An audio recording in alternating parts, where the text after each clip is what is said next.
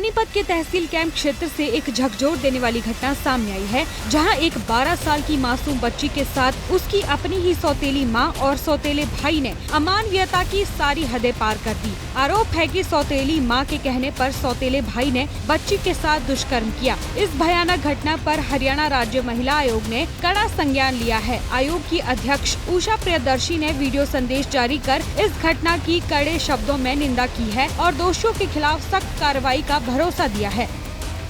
आज अभी मेरे सामने पानीपत से एक हैवानियत का मामला सामने आया है, जिसके अंतर्गत एक सौतेली माँ अपने 18 साल के बेटे के साथ मिलकर के अपनी 12 साल की बच्ची के साथ कुकर्म को अंजाम दे रही थी, जिसके चलते आज मैंने एसपी पानीपत से संपर्क करने का पिछले 2 घंटे से मेरा प्रयास जारी है। अभी तक मेरा उनसे संपर्क नहीं हो पाया है, जो कि बहुत ही दुर्भाग्यपूर्ण है। फिर मैंने एसएचओ पानीपत कैंप से बात की।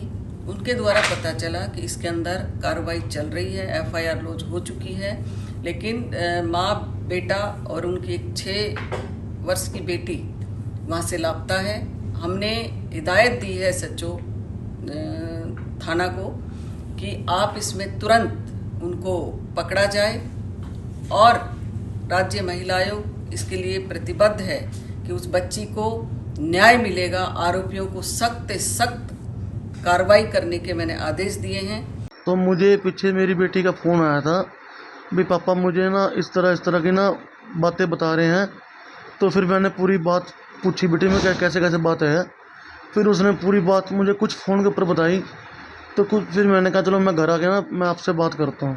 तो जो कि राजू नाम का लड़का है, वो लड़की से कुछ छेड़छाड़ करता था, तो जो कि मुझे गुड़िया ने बताया। तो मुझे बताया, मेरे से बर्दाश्त नहीं हुई, तो मैंने कहा जी मेरी इस चीज़ की, फिर मैंने एफआईआर दर्ज करवाई। मैंने कहा जी मेरी इस चीज़ में मेरी कार्रवाई करो। तो इसलिए फिर हमने इस बारे में कार्रवाई करी है। हाँ जी, दूसरी पत्नी का लड़का है जी। मेरे जाने के बाद वो उस लड़के को बुलाती थी, उसको बुला के बच्चों को अंदर बाढ़ के बाहर से कुंडा बंद करती थी, कुंडा बंद के बाहर से ताला लगा देती थी। तो जब ये गुड़िया किसी बारे में किसी को बताने की बात करती थी, उल्टा गुड़िया को धमकी देती थी, अगर तेने किसी बात को बताया तो मैं तेरे को जान से मार दूंगी।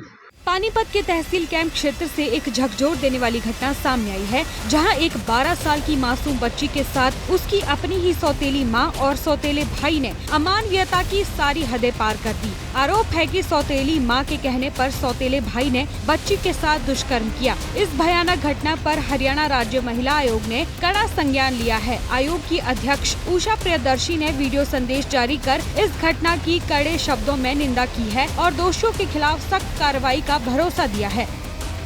आज अभी मेरे सामने पानीपत से एक हैवानियत का मामला सामने आया है, जिसके अंतर्गत एक सौतेली माँ अपने 18 साल के बेटे के साथ मिलकर के अपनी 12 साल की बच्ची के साथ कुकर्म को अंजाम दे रही थी, जिसके चलते आज मैंने एसपी पानीपत से संपर्क करने का पिछले 2 घंटे से मेरा प्रयास जारी है। अभी तक मेरा उनसे संपर्क नहीं हो पाया है, जो कि बहुत ही दुर्भाग्यपूर्ण है।